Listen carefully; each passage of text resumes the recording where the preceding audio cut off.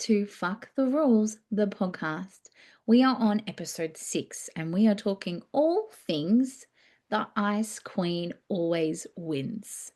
Now, you may have absolutely no idea what I'm talking about yet. And like some of these rules, I suspect that may be the case until we kind of delve into it. But this was a term a friend of mine used recently, and I have just latched onto it because it is the perfect description of what myself and many other women become on occasion in our relationships. Maybe more frequently than on occasion. I know that has certainly been the case for me at times. The Ice Queen is a woman in extreme self-protection. She projects and makes her partner at fault frequently. She blames him frequently for the issues, for insert whatever the problem is. The Ice Queen is someone who wants to be so deeply loved, held, cared for, but is too scared to let it in. She wants the cuddles and snuggles, but is also really resistant to giving it.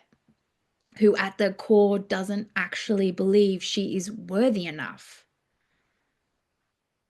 And it's really interesting because the Ice Queen is like a self-fulfilling prophecy. She creates the distance that she thinks is being created by her partner.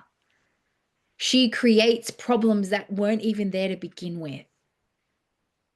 And I call it the Ice Queen because, and I speak about armor a lot, right? Like a lot of women walk around with armor on and their sword, and they're just waiting for the next argument or the next problem or the next reason that they can hate their partner or blame their partner so they don't have to be accountable. And the Ice Queen is cold. She is not soft. She's not in a state of receiving because actually she doesn't feel good enough. She actually, at the core, not logically, okay, because logic rarely is in the driver's seat. At the core, she believes that she does not deserve to be loved unconditionally, that she is not good enough for her partner, not good enough to just be loved in general, to be supported, to be taken care of, even though there's this like juxtaposition, right? Of like, of course I do. My brain is telling me, I know, logically I deserve that. But in here, in your heart, in your body, you don't really believe that because, things have happened in childhood, usually, but not always solely, that has made you feel inadequate, that has made you feel like you have to be smaller and you can't take up space and you can't ask for what you want. You can't be too much.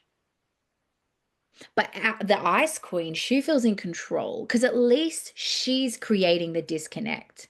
She's controlling how and when the hurt is there, how and when the disconnect arises. She's in control. And that is what your brain loves, to feel in control.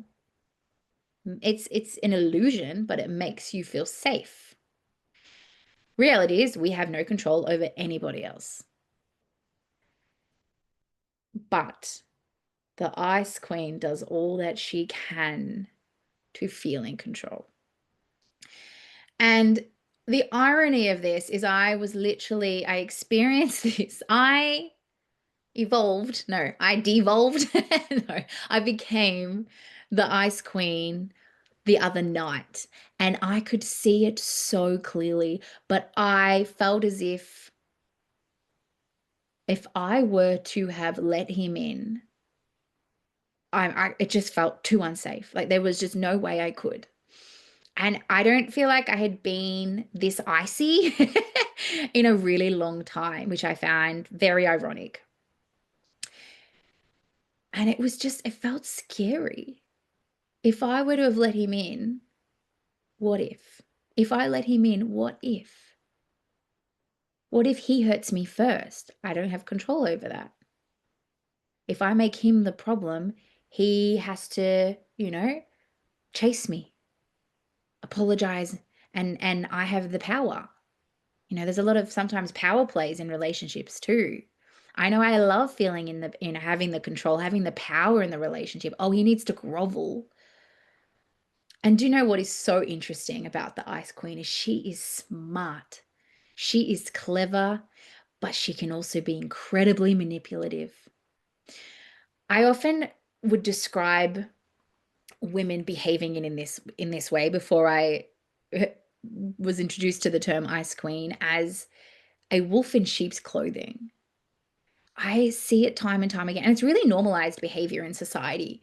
But women are so good at finding fault in our partners and convincing ourselves that they are at fault, making them the problem when really that's not even the case. Like, really, at the core,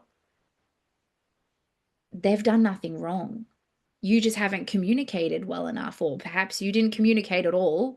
You didn't ask for what you want. You had all these expectations. You were being a martyr. Perhaps you were being a victim. I find when I'm Ice Queen, I'm the epitome of a victim. It's like, poor me, feel sorry for me. What about Paige?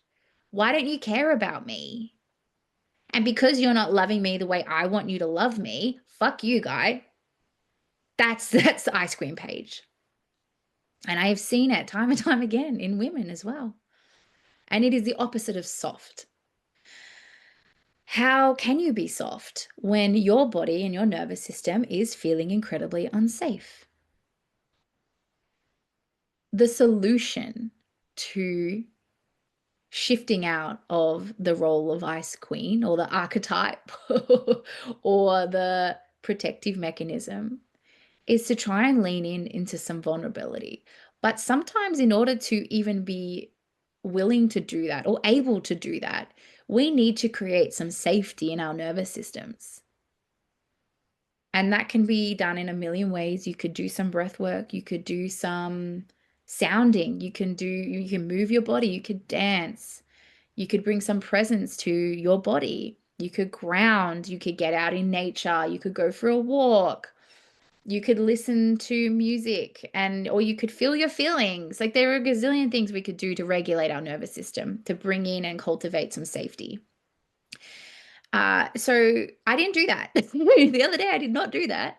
I literally could see what was happening so clearly, and I was just so scared. And sometimes it's really hard to problem solve, to find a solution to things when your nervous system is that dysregulated.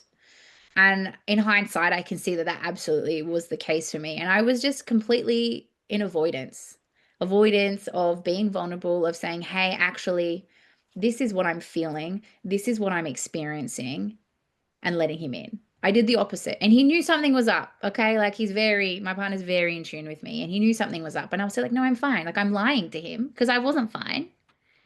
And how often do we do that? We say, yeah, I'm fine, but you're not really fine, because to do the opposite and be honest and truthful feels really vulnerable, you know? And we can come, and even if we do open up, sometimes we come with these expectations, because again, those expectations can keep us safe. If they don't meet the bar that we've set, then they're going to be the bad guy again. I can put them in the doghouse. And I'm laughing because the amount of times I've done this is insane. I'm getting a lot better at not doing it, but I still have my moments because I'm human. But the first step to change is awareness, right? Without the awareness, you can't change. But then you've got to do something different. So if you become Ice Queen, or you're resonating with this, and you notice that you've got these walls up, and you really are not open to giving or receiving love, or you are just making your partner the problem all the time, whatever it is, then start with regulation. How can you just create some safety in your body? Because often we shift into that persona, that version of ourselves, when we are feeling unsafe. Because your body, it remembers. Yeah, the body keeps the score. It remembers what happened 20, 30 years ago. And unless you have been, really consciously processing and healing from these kinds of things, they can have a really strong hold over us. And it can be the littlest things in the present moment that have actually nothing to do with what happened, but it mimics that in some way, shape, or form. And that's being activated inside of our nervous system. And then all of a sudden, for some reason, give it an hour and you are the epitome of Ice Queen because you are scared. You are feeling unsafe. Your body is like, I can't handle this. So I'm going to do what I'm familiar with, even if it actually creates more suffering. I had the worst day the other day because I was the Ice Queen. And I think it was made worse because I could see what I was doing and I didn't know how to get out of it. I woke up the next day. I actually don't recall what I did specifically. Oh, I opened up to my partner, duh. And I let him in and I told him what was really going on. And it made a huge difference. It was like a weight was lifted off of my shoulders. It created connection between us. And he came home from work that day and I was like, I love you so much. You're such a safe place.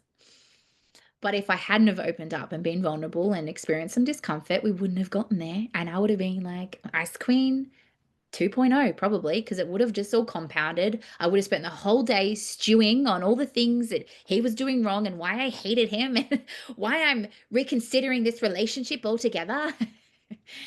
When really all I needed to do was open up to him. And that's what I did. That's what I did. And so it's remembering that, yes, we need to have the awareness. And sometimes that's so wildly confronting. And sometimes on occasion, it's sufficient actually to creating change. But usually it needs to be paired with making different choices, a different action. So if you resonate with any of this and you're like, oh, I kind of do that, or I definitely do that, start with creating some safety in your body and then being vulnerable. Or if it feels good, just be vulnerable. That can be done too. You need to create evidence in your world that the future looks different to the past. And the only way you can do that is by one, making different choices to even give yourself an opportunity to see a different reality. And consciously, number two, consciously look for a different reality because it's so easy to miss the ways that our partner is a safe person. It's so easy for old habits, behaviors, protective mechanisms to take hold again. Like with me, for example, I've been doing this for years and still I'm noticing I reverted back to old ways briefly. And the only thing that helped was doing what I didn't want to do, which was be vulnerable. That's it for today's episode. If you liked what you heard, I would love for you, and I'd be so grateful if you shared it around, told your friends, left a review, whatever. You subscribe, you could subscribe. That'd be fabulous because I drop these 3 times a week if you weren't paying attention, if you didn't read the show notes. Otherwise, I will see you in our next episode.